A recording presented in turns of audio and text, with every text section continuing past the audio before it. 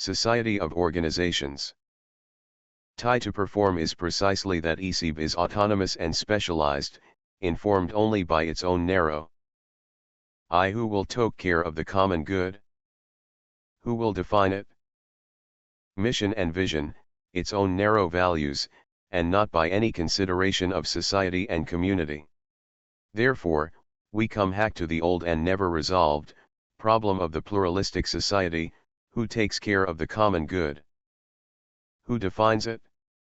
Who balances the separate and often competing goals and values of society's institutions? Who makes the trade-off decisions, and on what basis bold they be made?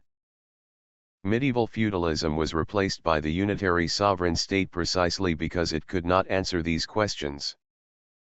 But the unitary sovereign state has now itself been replaced by a new pluralism, a pluralism of function rather than one of political power, because it could neither satisfy the needs of society nor perform the necessary tasks of community. That, in TB final analysis, is the most fundamental lesson to be learned from the failure of socialism, TB failure of TB belief in the all-embracing and all-powerful state.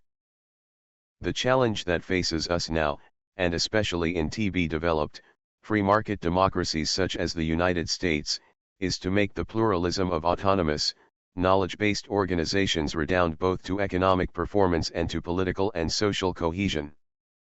Carrot. Reprint 92503. Tried and tried, but I can't seem to get on any mailing lists. 104. Cartoon by George Dole.